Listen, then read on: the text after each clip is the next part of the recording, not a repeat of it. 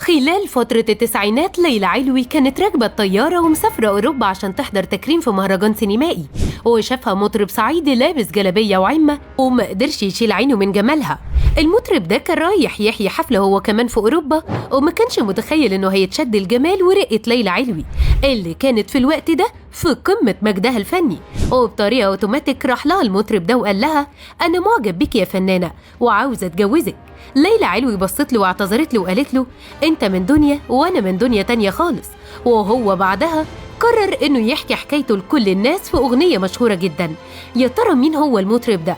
ويا ترى ايه رد فعله على اللي حصل من ليلى علوي؟ وايه هي الاغنية اللي غناها لها؟ تابعوا بقى معانا الفيديو ده وهتعرفوا كل حاجة.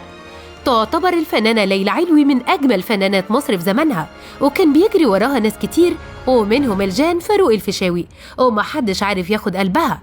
وفي يوم من الأيام كانت مسافرة أوروبا عشان يتم تكريمها في مهرجان من المهرجانات، وراكبة الطيارة في أمان الله.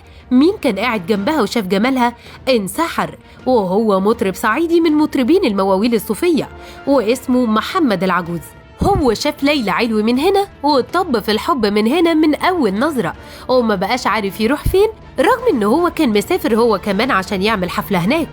العجوز بقى بعد كام دقيقة ما بقاش قادر يسيطر على مشاعره، وهوب راح واخد نفسه بالجلابية والكفتان الصعيدي وراح على ليلى علوي من غير أي مقدمات وخبط لازق. قال لها: أنا معجب بيكي قوي وبجمالك وبحبك وعايزة أتجوزك. اندهشت وقتها ليلى علوي وارتبكت لثواني، وبعد كده لمت نفسها من المفاجأة وقالت له: ده شيء يشرفني جدا إعجابك، بس مسألة الجواز دي أنا آسفة ليك جدا، أنا من دنيا وإنت من دنيا تانية خالص ولا يمكن نتقابل. محمد العجوز حس وقتها بصدمة كبيرة وإحباط، ولف ورجع تاني وقعد على الكرسي بتاعه. ولما خلص حفلته في أوروبا ورجع بلدهم في الصعيد ما كانش قادر ينسى رفض ليلى علوي ليه وإحراجها لمشاعره، وراح عامل غنوة حلوة جدا اسمها أشكرك أرفضك. ومن يومها بقى فضل اسمه مرتبط دايما باسم النجمة الكبيرة ليلى علوي لحد دلوقتي. بعدها مرت السنين واتجوزت ليلى علوي من رجل الأعمال منصور الجمال عم خديجة الجمال في 2007، وفضلت معاه كام سنة لحد ما انفصلت عنه في 2015 ولها ابن واحد بالتبني اسمه خالد. ويعتبر منصور الجمال هو الرجل الأول والأخير في حياة ليلى علوي.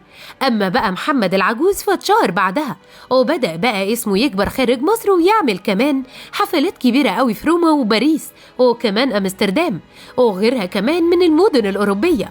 وفي سنة 1996 اتجه العجوز للغنى وساب الإنشاد وأصدر ألبوم عاطفي بعنوان أشكرك.